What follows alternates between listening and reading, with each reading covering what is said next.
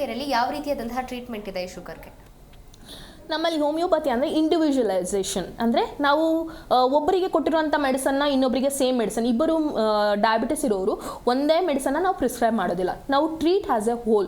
ಒಂದು ಪೇಷಂಟು ಇವಾಗ ಡಯಾಬಿಟಿಸ್, ಇವರು ಡಯಾಬಿಟಿಸ್ ಮೆಲಿಟಸ್ ಇದೆ, ಇವ್ರಿಗೂ ಡಯಾಬಿಟಿಸ್ ಮೆಲಿಟಸ್ ಇದೆ ಅಂದಾಗ ಸೊ ಮೆಡಿಸನ್ ಡಿಫರ್ ಆಗುತ್ತೆ. We take as a person as a whole. Personal ಆಗಿರ್ಬೋದು, ಮೆಂಟಲ್ ಮೇಕಪ್ ಆಗಿರ್ಬೋದು, ಫಿಸಿಕಲ್ ಮೇಕಪ್ ಆಗಿರ್ಬೋದು, ಟೋಟಲಿ ಚೇಂಜ್ ಇರುತ್ತೆ. ಸೊ ಅದ್ರ ಮೂಲಕ ನಾವು ಮೆಡಿಸನ್ನ ಪ್ರಿಸ್ಕ್ರೈಬ್ ಮಾಡ್ತೀವಿ. ಸೊ ಅವ್ರನ್ನ ನಾವು ಸಿಂಪ್ಟಮ್ನ ಇದು ಮಾಡೋದಿಲ್ಲ. ಸೊ ಸಿಂಪ್ಟಮ್ ಈಗ ಅಥವಾ ಯಾವ್ದು ಏನು ಮೆಡಿಕೇಶನ್ ತೊಗೊತಾ ಇದ್ದಾರೆ, ಯಾವುದರಿಂದ ಅವರಿಗೆ ಶುಗರ್ ಬಂತು, ಎಷ್ಟು ವರ್ಷದಿಂದ ಬಂದಿದೆ, ಸೊ ಅವರ ಸಿಂಪ್ಟಮ್ಸ್ಗಳು ಏನಿದೆ, ಸೊ ಅವರ ಆರೋಗ್ಯದ ಅವರ ಜೀವನ ಶೈಲಿ ಏನಿದೆ, ಆಹಾರ ಪದ್ಧತಿ ಹೇಗಿದೆ, ಸೊ ಎಲ್ಲವನ್ನು ತಗೊಂಡು ಅಕೌಂಟಿಗೆ ತಗೊಂಡು ನಾವು ಮೆಡಿಸನ್ನ ಪ್ರಿಸ್ಕ್ರೈಬ್ ಮಾಡ್ತೀವಿ. ಸೊ ಅದು ಅವರ ಇಮ್ಯುನಿಟಿನ ಇಂಪ್ರೂವ್ ಮಾಡಲಿಕ್ಕೂ ಸಹ ಹೆಲ್ಪ್ ಆಗುತ್ತೆ. ಸೊ ಏನಾಗುತ್ತೆ, ಮಧುಮೇಹದಲ್ಲಿ ಇಮ್ಯುನಿಟಿ ಅನ್ನೋದು ತುಂಬ ಕಡಿಮೆ ಆಗುತ್ತೆ, ರೋಗ ನಿರೋಧಕ ಶಕ್ತಿ. ಸೊ ನಮ್ಮ ಸಿಸ್ಟಮಲ್ಲಿ ಏನು ಮಾಡ್ತದೆ, ಅದು ಇಮ್ಯುನಿಟಿ ಬಿಲ್ಡಪ್ ಮಾಡ್ತದೆ. ಸೊ ಮೆಡಿಸಿನ್ ಮೇಲೇ ಡಿಪೆಂಡ್ ಆಗಲಿಕ್ಕೆ ನಾವು ಬಿಡೋದಿಲ್ಲ.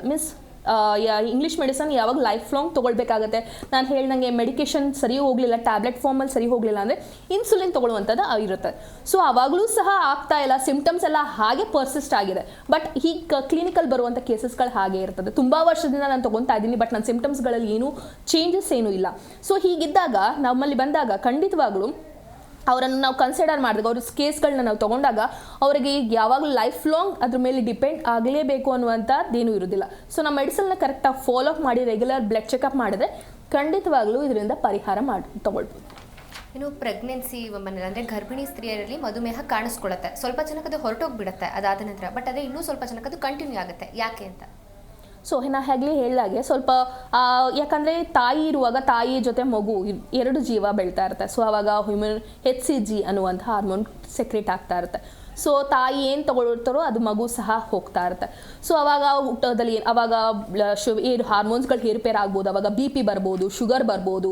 ಸೊ ಮಗು ಒಮ್ಮೆ ಜನನವಾಯಿತು ಅಂತಂದಮೇಲೆ ಸೊ ಅದೇ ಥರ ಅವರು ಮಗು ಕಡೆ ಗಮನ ಕೊಟ್ಟು ತಮ್ಮ ಆರೋಗ್ಯದ ಕಡೆ ನಿರ್ಲಕ್ಷ್ಯ ಕೊಟ್ಟಾಗ, ಅಥವಾ ಸರಿಯಾದ ರೀತಿಯಲ್ಲಿ ಆಹಾರ ಸೇವನೆ ಇಲ್ಲದೆ ಇರ್ಬೋದು, ಅಥವಾ ಜೀವನ ಓಡಾಟ ಇಲ್ಲದೆ ಇರ್ಬೋದು, ಯಾವಾಗಲೂ ಕೂತಲ್ಲೇ ಕೂತಿರ್ಬೋದು. ಸೊ ಈ ಥರ ಇದ್ದಾಗ ಅಥವಾ ಜಾಸ್ತಿ ಹೈಡ್ರೇಟ್ಸ್ ಫುಡ್ಗಳನ್ನ ಜಾಸ್ತಿ ತಗೊಳ್ಳುವಂಥದ್ದಾಗಿರ್ಬೋದು, ಸಮಯದ ಪ್ರಜ್ಞೆ ಇಲ್ಲದೆ ಇರ್ಬೋದು, ಇವೆಲ್ಲ ಇದ್ದಾಗ ಅದು ಕಂಟಿನ್ಯೂ ಆಗಲಿಕ್ಕೆ ಚಾನ್ಸಸ್ ಇರ್ತದೆ. ಜಿ ಕನ್ನಡ ನ್ಯೂಸ್ ಈಗ ನಿಮ್ಮ ಮನೆಯಲ್ಲೇ ನೋಡಿ, ಎಲ್ಲ ಕೇಬಲ್ಗಳಲ್ಲಿ ಈಗ ಲಭ್ಯ.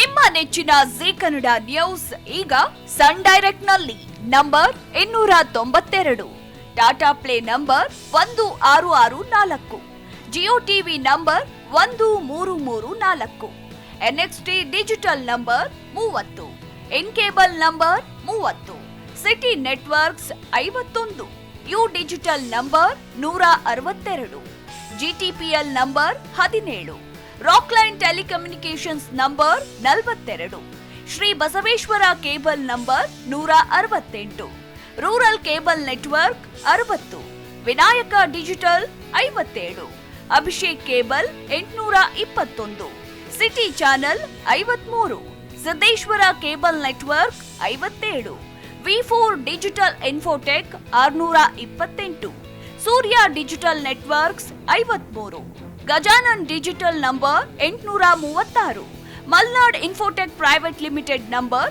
56, Metrocast number 830, Victory digital number 167ರಲ್ಲಿ ನೋಡಿ ಆನಂದಿಸಿ.